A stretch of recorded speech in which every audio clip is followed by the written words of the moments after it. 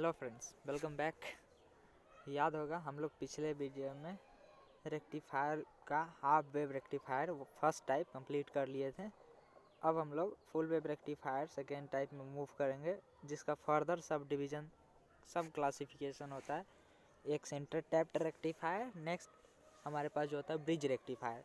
तो अभी centre tapped को हम कंप्लीट करेंगे। तो इसका कंस्ट्रक्शन जो होता है कुछ वैसा होता है कि इसमें एक सोर्स होगा। सोर्स कहने का मतलब आप लोग वेल समझ रहे होंगे। ये हमारे पास सोर्स रहा। सोर्स मतलब जो हमारे पास बाई डायरेक्शनल सिग्नल कोई भी होगा वो सोर्स होगा। जनरली हम लोग एसी सिग्नल को सोर्स लेते हैं। नेक्स्ट हमारे पास एक यहाँ पे भी ट्रांसफार्मर रहेगा, लेकिन ये ट्रांसफार्मर सेंटर टैप्ड रहेगा। जैसे अगर आप लोग ट्रांसफार्मर पढ़े होइएगा फर्स्ट या सेकेंड सेमेस्टर में, तो वहाँ पे ट्रांसफार्मर का टाइप पढ़ाया जाता है। Step up transformer, step down transformer, और एक और ट्रांसफार्मर होता है जिसमें सिंगल कोर यूज़ करते हैं हम लोग। एक ट्रांसफार्मर ऐसा होता है जिसमें 2 कोर यूज़ होता है। यहाँ पे प्राइमरी, एक कोर पे प्राइमरी वाइंडिंग होता है, यहाँ पे सेकेंडरी वाइंडिंग होता है। लेकिन जो हमारे पास सिंगल कोर का जो ट्रांसफार्मर रहता है वहाँ पे एक ही कोर रहता है, और यहाँ पे यही इसी पे प्राइमरी वाइंडिंग और इसी पे सेकेंडरी वाइंडिंग रहता है। तो ठीक उसी प्रकार का यहाँ पे सेंटर टैप्ड हमारे पास ट्रांसफार्मर होगा, जिसमें आपको दिख रहा होगा यहाँ से एक हम लोग बीच से हम लोग टैप्ड कर लिए हैं इसको। बीच जो सेंटर है ट्रांसफार्मर का, सेंटर जो है सेकेंडरी वाइंडिंग का सेंटर, वहाँ से हम लोग इसको टैप्ड किए हैं। तो हमारे पास एक सेंटर टैप्ड ट्रांसफार्मर होने के कारण इसका सेंटर टैप्ड रेक्टिफायर नाम दिया गया है। इसमें पीछे बार याद होगा, पिछले बार में हमारे पास सिर्फ एक डायोड था, लेकिन इस बार हमारे पास 2 डायोड होगा और पीएन जंक्शन डायोड है यहाँ पे। तो हम फिर से देखते हैं कि क्या क्या कंस्ट्रक्शन है इसका। नंबर फर्स्ट में हमारे पास एक सोर्स होगा, सोर्स को भूल जाइए। हमारे पास यहाँ से लेके यहाँ तक, एक मिनट, जो हमारे पास यहाँ से यहाँ तक जो भी सिस्टम आपको दिख रहा है, जो भी डिवाइसेस दिख रहे हैं, वो सारा सेंटर टैप्ड रेक्टिफायर के अंदर फुल वेव रेक्टिफायर का कंस्ट्रक्शन है। उसका एक एक पार्ट है, जिसमें फर्स्ट आएगा हमारे पास सेंटर टैप्ड ट्रांसफार्मर। ये जो रहा हमारे पास step down center tapped transformer. Next हमारे पास है डायोड 1 और डायोड 2, और हम लोग सेंटर से इस बार आउटपुट लेंगे। पहले याद होगा पिछले बार में हम लोग आउटपुट यहाँ पे लिए थे, अब हम लोग सेंटर से आउटपुट लेंगे। ठीक है, आई होप समझ में आया होगा। तो अब हम इसका वर्किंग समझने चलेंगे। उससे पहले कुछ टर्मिनोलॉजी लिखा हुआ है उसको समझते हैं। तो यहाँ पे एक VS है, यहाँ पे एक VS है। अगर हम माने कि यहाँ पे हम लोग VS सप्लाई दे रहे हैं, VS की जगह 2VS अगर सप्लाई हम लोग दे रहे हैं, हम लोग अगर माने, पिछला बार याद होगा VS सप्लाई दे रहे थे, लेकिन इस बार अगर हम लोग मान लें 2VS सप्लाई दे रहे हैं, तो यहाँ पे VS आ जाएगा, यहाँ पे VS आएगा, दोनों मिला के 2VS सप्लाई बन जाएगा। अगर हम 2VS ना माने, अगर माने हम लोग यहाँ पे सिर्फ VS सप्लाई दे रहे हैं, तो यहाँ पे VS/2 और VS/2 आएगा। क्यों? क्योंकि सेंटर से टैप्ड हुआ है, सेंटर से हम लोग एक और वायरिंग को लिए हैं आउटपुट के लिए, तो दोनों जो है वोल्टेज को डिवाइड कर देगा। आई होप समझ में आया हो आपको। तो हमारे पास एक टर्मिनोलॉजी VS आ गया। VS जो आउटपुट पे वोल्टेज हम लोग को मिल रहा है, ट्रांसफार्मर के आउटपुट पे जो वोल्टेज मिल रहा है, सेंटर के ऊपर जो मिल रहा है उसको VS बोलें, और सेंटर के नीचे जो मिल रहा है उसको VS बोलें। क्यों? क्योंकि दोनों जो है क्योंकि जो हमारे पास लोड लगा हुआ है वो सेंटर पे लगा हुआ है, ट्रांसफार्मर के सेंटर पे लगा हुआ है। ठीक है, अब हम लोग आगे चलते हैं। अब फर्स्ट हाफ साइकिल के बारे में हम लोग कुछ पढ़ाई करते हैं। तो फर्स्ट हाफ साइकिल हमारा कुछ ऐसा रहेगा, आप लोग ध्यान से समझिएगा। फर्स्ट हाफ साइकिल में पॉजिटिव हाफ साइकिल के बारे में हम लोग पढ़ेंगे, यहाँ से यहाँ तक के बारे में, 0 से पाई के बारे में। मतलब जो हमारा ओमेगा टी होगा, जो एंगल होगा, वो 0 के बराबर या उससे बड़ा और पाई के बराबर या उससे छोटा होगा। मतलब पॉजिटिव साइकिल के लिए हम लोग पढ़ेंगे, अभी पॉजिटिव साइकिल का वर्किंग देखेंगे।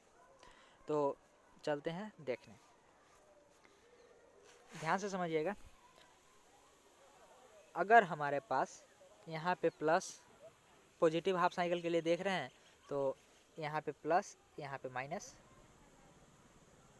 ये प्लस यहाँ पे और ये माइनस यहाँ पे आ जाएगा, और ये माइनस और ये प्लस यहाँ पे, क्योंकि एक दूसरे को काउंटर बैलेंस करना पड़ेगा इसको।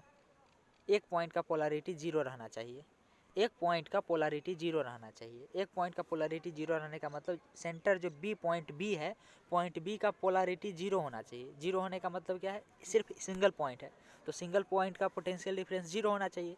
इसका क्या मतलब है, वहाँ पे पॉजिटिव और निगेटिव दोनों आएगा तो एक दूसरे को कैंसिल कर देगा, जितना पॉजिटिव उतना ही निगेटिव, तो एक दूसरे को कैंसिल कर देगा। इसीलिए यहाँ पे पॉजिटिव निगेटिव, और यहाँ पे जो पोलैरिटी है वो हमारा आउटपुट का तो है ही, ठीक है। तो अभी हम लोग देखें ए और सी के पास का पोलैरिटी प्लस माइनस होगा, क्यों, क्योंकि हम लोग प्लस हाफ साइकिल के लिए, पॉजिटिव हाफ साइकिल के लिए देख रहे हैं, तो ऊपर पॉजिटिव नीचे निगेटिव हम लोग माने हैं, तो ऊपर पॉजिटिव ए के पास आ जाएगा आउटपुट में और निगेटिव सी के पास आ जाएगा, लेकिन बी के पास क्या होगा, निगेटिव पॉजिटिव दोनों रहेगा, और अल्टरनेट वे में रहेगा हमारे पास जो आउटपुट आएगा, पॉजिटिव निगेटिव, ठीक है। जैसे ही हम लोग यहाँ पे पॉजिटिव देखें तो हमारे पास सबसे पहला एक ख्याल दिमाग में आएगा कि पॉजिटिव है, ए पॉजिटिव है, इसका मतलब है जो हमारे पास डायोड है, डायोड ऊपर का डायोड जो D1 था, वो D1 डायोड फॉरवर्ड बाइस में होगा। इसको मैं पहले समझा चुका हूँ आपको कि हम लोग पॉजिटिव निगेटिव जो है सेंस, एक सेंस में देखते हैं, पॉजिटिव और निगेटिव एक सेंस में देखते हैं, वैसा सेंस में देखते हैं कि रिलेटिव सेंस, मतलब किधर का पोलैरिटी ज़्यादा है, किधर का पोलैरिटी कम है। और एक तरीका और है हमको इसको देखने का, तरीका ये है कि यहाँ का पोलैरिटी क्या है, निगेटिव, तो इसके पीछे ले जाइए आप इसको, यहाँ पे भी F के पास में भी निगेटिव आएगा, इधर भी निगेटिव, और उसके बाद यहाँ पे भी निगेटिव, और यहाँ पे तो पॉजिटिव है। तो ऐसे भी आप लोग समझ सकते हैं। और दूसरा तरीका मैं जो बताया हूँ रिलेटिव तरीका, रिलेटिव कॉन्सेप्ट, उससे भी समझ सकते हैं। तो जो हमारे पास डायोड फर्स्ट है, ऊपर वाला डायोड, वो फॉरवर्ड बाइस में होगा।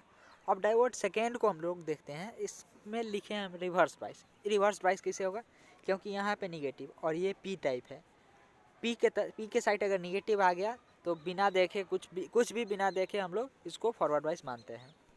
तो ये हमारे पास रिवर्स बाइस हो गया, ये फॉरवर्ड बाइस हो गया। ट्रांसफार्मर फर्स्ट हमारे पास फॉरवर्ड बाइस में, डायोड फर्स्ट हमारे पास फॉरवर्ड बाइस, डायोड सेकेंड हमारे पास रिवर्स बाइस में आ गया। इसका भी इक्विवेलेंट सर्किट डायग्राम देखते हैं, इक्विवेलेंट सर्किट डायग्राम कैसा है। तो ध्यान से अगर देखें हम लोग, तो हम लोग को एक चीज़ पता है कि अगर कोई भी डायोड फॉरवर्ड बाइस में होगा तो आइडियली वो शॉर्ट सर्किट हो जाएगा, ठीक है। दूसरा चीज़ हमको ये भी पता है, कोई भी डायोड अगर फॉरवर्ड रिवर्स बाइस में होगा तो आइडियली वो ओपन सर्किट हो जाएगा। आई होप आपको क्लियर होगा ये जो डायग्राम मैं बनाया हूँ, एक ओपन सर्किट और एक शॉर्ट सर्किट। क्यों हुआ, कैसे हुआ, समझ में आया होगा।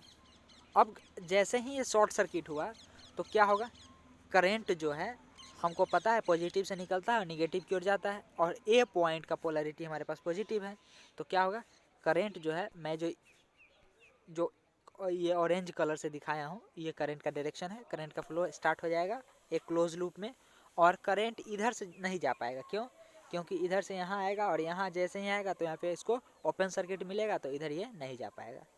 तो आई होप आपको समझ में आया हो कि फर्स्ट हाफ साइकिल में ऊपर वाला जो डायोड 1 है वो फॉरवर्ड बाइस में होगा, जिसके कारण शॉर्ट सर्किट हो जाएगा और करंट का फ्लो ऊपर वाला लूप से स्टार्ट हो जाएगा। और आउटपुट में हमको क्या मिलेगा, सेम एज VS, जितना हमारे पास VS है उतना ही हमको आउटपुट में मिलेगा, ठीक है। अच्छा, जितना VS है उतना ही आउटपुट में कैसे मिलेगा, उसका भी मैं कैलकुलेशन आपको समझाता हूँ। मैं इसको थोड़ा सा जूम करता हूँ तो समझिए कैलकुलेशन क्या है हमारे पास। कैलकुलेशन ये है कि हम लोग माने हैं यहाँ से यहाँ तक VS है, कोई दिक्कत नहीं होना चाहिए, यहाँ से यहाँ तक VS है, ठीक है। इस पॉइंट को हम लोग पॉजिटिव बोले हैं, इस पॉइंट को हम लोग निगेटिव बोले हैं, और यहाँ पे लोड लगा हुआ है, लोड लगा हुआ है। तो आप एक काम कीजिए, इस लोड के अक्रॉस जो हमारे पास ये लोड है, इस लोड के अक्रॉस यहाँ वाला पोटेंशियल को खींच के यहाँ पे लाइए तो यहाँ भी माइनस आ जाएगा, और यहाँ वाला पोटेंशियल जो प्लस है इसको खींच के ऐसे घुमा के यहाँ पे लाइए तो यहाँ पे प्लस आ जाएगा। तो लोड के अक्रॉस जो आउटपुट है वो इसी के अक्रॉस जो इनपुट है वही आ जाएगा क्या, वी एस। आई होप आपको समझ में आया होगा। फिर से मैं बता रहा हूँ कि हम माने हैं ए की तरफ पॉजिटिव और बी की तरफ निगेटिव होगा, तो आप क्या कीजिए, ए शॉर्ट जो हमारा डायोड D1 है वो शॉर्ट सर्किट हो गया, तो ई प्लस को घुमा के आप पॉइंट ई के पास ला सकते हैं, और इस माइनस को थोड़ा सा खिसका के पॉइंट डी के पास ला सकते हैं, पॉइंट डी के पास ला सकते हैं। तो यहाँ पे ई पॉजिटिव और ये निगेटिव, और जितना यहाँ से यहाँ तक वी एस होगा सेम उतना ही हमको यहाँ से यहाँ तक भी मिल रहा है, तो भी आउटपुट वही हो जाएगा। आई होप क्लियर हुआ होगा आपको। तो हम लोग को एक चीज़ पता चला, एक चीज़ क्या पता चला कि जैसे ही हम लोग फर्स्ट हाफ साइकिल में जाएंगे, तो फर्स्ट हाफ साइकिल में जैसे ही हम लोग जाएंगे और वर्किंग देखेंगे तो हमारे पास कुछ ऐसा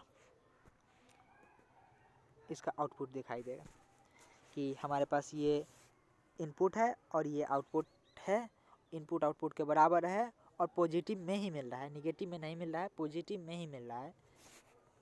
और 0 से पाई तक हमारे पास जो इनपुट वेव फॉर्म है वी सप्लाई है, वी सप्लाई ये जो रहा हमारे पास सेम उसी के तरीका का हमको वी आउटपुट मिलेगा। ठीक है, आई होप समझ में आया हो। तो यहाँ पे कुछ मैं लिखा हुआ हूँ पॉइंट, उसको आप देखते हैं।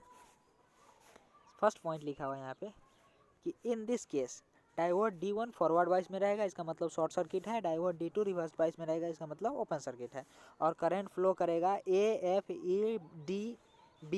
देखिए ए से आएगा F के पास, F से E से D, D से E से B, B से A, फिर वापस, क्योंकि वो एक क्लोज लूप में करंट फ्लो होता है। करंट हमेशा एक क्लोज लूप में फ्लो होता है, इसीलिए यहाँ पे ए से शुरुआत होगा और ए से ख़त्म होगा। हम एफ से शुरुआत करना चाहें तो एफ पे हमको ख़त्म करना पड़ेगा।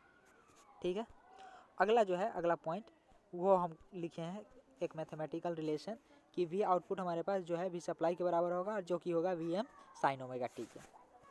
ठीक है, आई होप समझ में आया होगा। और जो कि पॉजिटिव है मतलब ग्राफ ऊपर बनेगा। ठीक है, अब हम लोग चलते हैं इसका सेकेंड साइकिल समझने, जो नेगेटिव साइकिल है, जो कि एक नेगेटिव साइकिल है।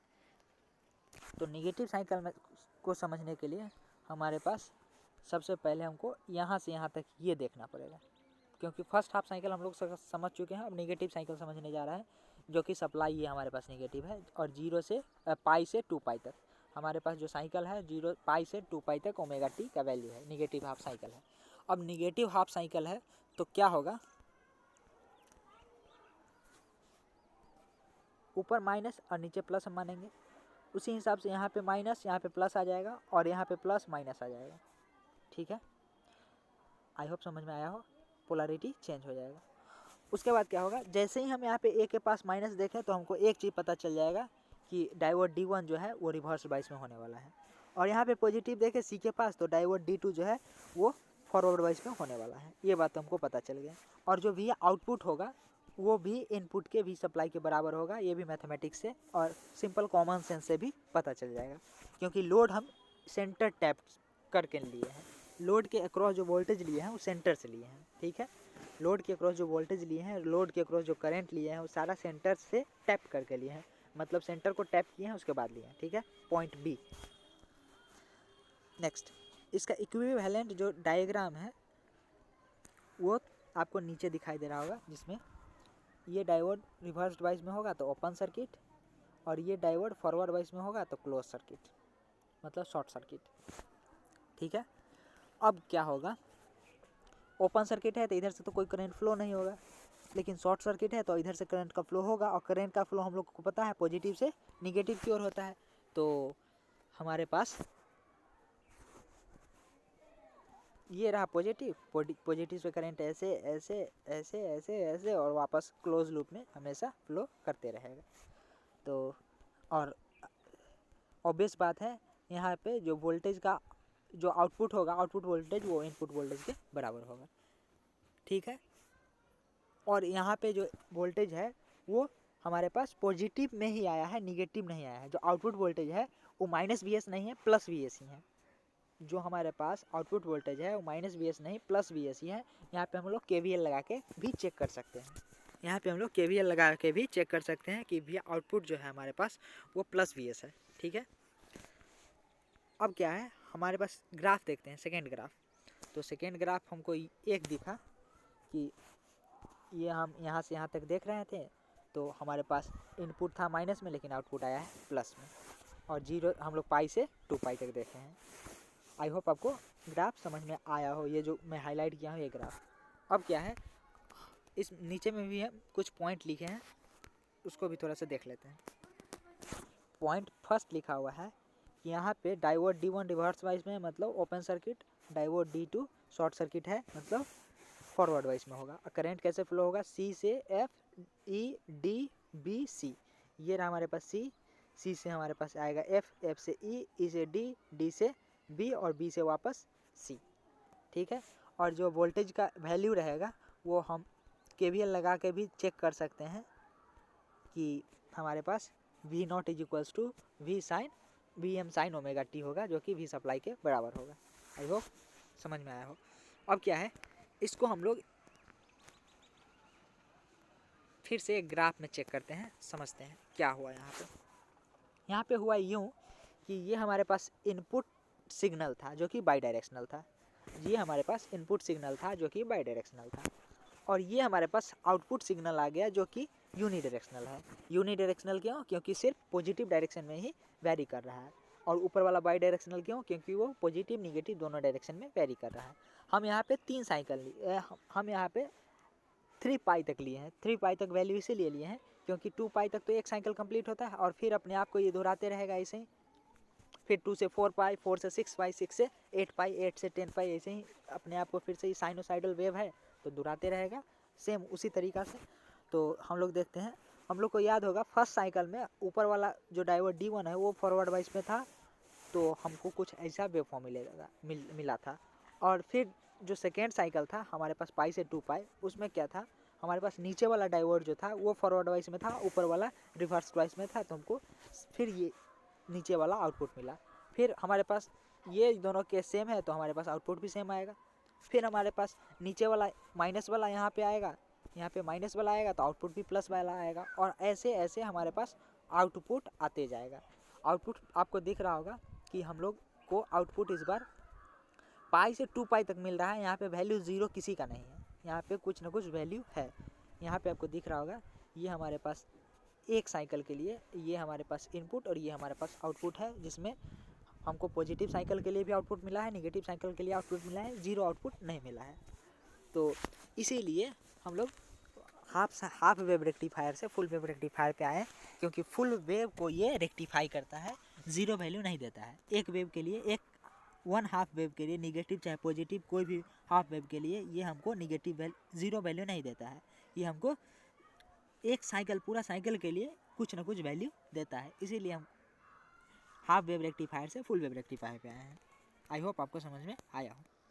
इसमें भी सेम कैलकुलेशन, सारा कैलकुलेशन होगा, जिसमें फर्स्ट होगा जो हमारे पास Vs है उसका फ्रीक्वेंसी क्या है, जो सप्लाई वोल्टेज है उसका फ्रीक्वेंसी क्या है, और जो हमारा आउटपुट है उसका फ्रीक्वेंसी क्या है। तो ये रहा हमारा फ्रीक्वेंसी का फार्मूला। तो टाइम पीरियड सप्लाई के लिए टाइम पीरियड क्या है, 2 पाई। आई होप आपको समझ में आया हो। तो हमारे पास 1/पाई 2 फ्रीक्वेंसी जो है 2 टाइम्स होगा 1/पाई, 1/पाई बराबर 2 फ्रीक्वेंसी का सप्लाई फ्रीक्वेंसी इंटू 2। ठीक है, क्यों, क्योंकि सप्लाई जो है हम लोग पूरा 2 साइकिल के बाद हमारा जो सप्लाई है 2 साइकिल पॉजिटिव हाफ और नेगेटिव हाफ, एक साइकिल के बाद वापस अपने आप को रिपीट कर रहा है। मतलब 0 से पाई आ रहा है पॉजिटिव, फिर पाई से 2 पाई, मतलब 0 से पाई पॉजिटिव, फिर पाई से 2 पाई नेगेटिव, फिर 2 पाई से 3 पाई पॉजिटिव। मतलब देखिए ये यहाँ से दोहरा रहा है। तो हम लोग को पता है टाइम पीरियड उस टाइम को बोलते हैं जिस टाइम से कोई वैल्यू अपने आप को दोहराने लगता है। तो हम लोग को एक चीज़ पता है कि 2 पाई के बाद जो साइनोसाइडल वेव है अपने आप को फिर से रिपीट करता है, इसीलिए यहाँ पे हमारे पास टाइम पीरियड जो है 2 पाई है। और ये रहा फ्रीक्वेंसी और पाई का रिलेशन। लेकिन आउटपुट वेवफॉर्म को अगर हम देखें तो आउटपुट वेवफॉर्म जो है पाई के बाद ही अपने आप को दोहराना स्टार्ट कर दिया। आउटपुट वेवफॉर्म क्या है, पाई के बाद ही अपने आप को दोहराना स्टार्ट कर दिया। मतलब ध्यान से देखिए,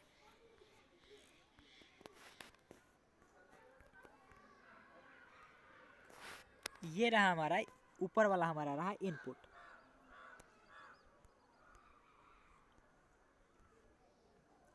ये रहा ऊपर वाला हमारा इनपुट, जो देखिए 0 से पाई और पाई से 2 पाई के बाद अपने आप को दोहराना स्टार्ट किया। मतलब इसका टाइम पीरियड जो है 2 पाई हुआ। लेकिन जो आउटपुट है देखिए, फिर पॉजिटिव, वापस पॉजिटिव, वापस पॉजिटिव, मतलब पाई के बाद ही अपने आप को दोहराना स्टार्ट कर दे रहा है। मतलब इसका टाइम पीरियड पाई होने वाला है। तो अब क्या हुआ इसके कैलकुलेशंस में, इसके कैलकुलेशन में हुआ यूँ कि हमारे पास ये मिला, इस फ्रीक्वेंसी आउटपुट बराबर 1/पाई, और 1/पाई का वैल्यू हम लोग को एक चीज़ पता है, तो यहाँ से हमको आउटपुट फ्रीक्वेंसी जो है इनपुट फ्रीक्वेंसी का 2 गुना मिला। फ्रीक्वेंसी जो है बढ़ गया है, हमारे पास जो फ्रीक्वेंसी है वो बढ़ गया है। ओके, आई होप समझ में आया। यहाँ पे नोट एक पॉइंट लिखा हुआ है कि हमारे पास आउटपुट फ्रीक्वेंसी जो है वो इनपुट का 2 गुना हो गया है। ठीक है, नेक्स्ट हमारे पास है एवरेज करेंट आउटपुट। जो एवरेज करेंट आउटपुट है उसका फार्मूला हम लोग जानते हैं। और 1/पाई क्यों लिखे हैं, क्योंकि हमको एक साइकिल के लिए देखना है। एक साइकिल कब पूरा हो गया, आउटपुट का एक साइकिल कब पूरा हो गया, पाई टाइम में।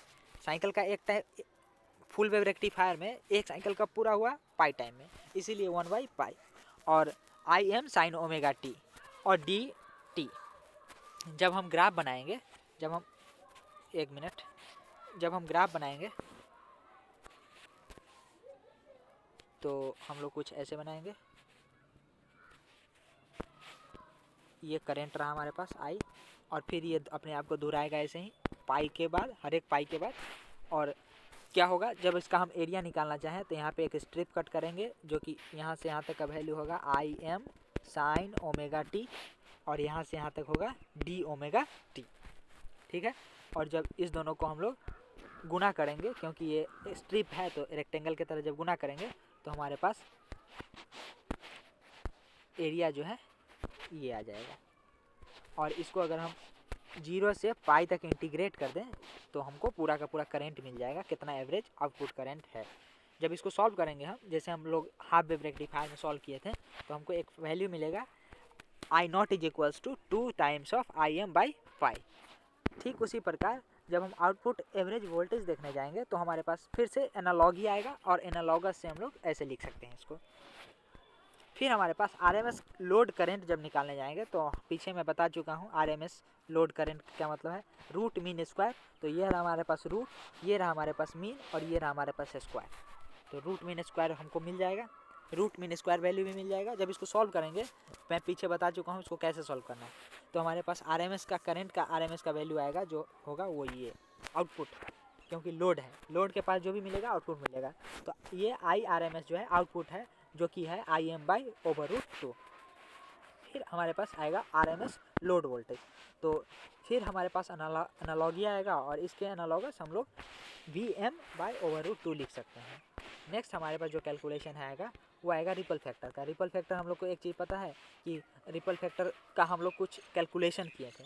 कैलकुलेशन करने के बाद हमको पिछला बार हाफ वेव रेक्टिफायर में कैलकुलेशन करने के बाद ये हमको फार्मूला मिला था।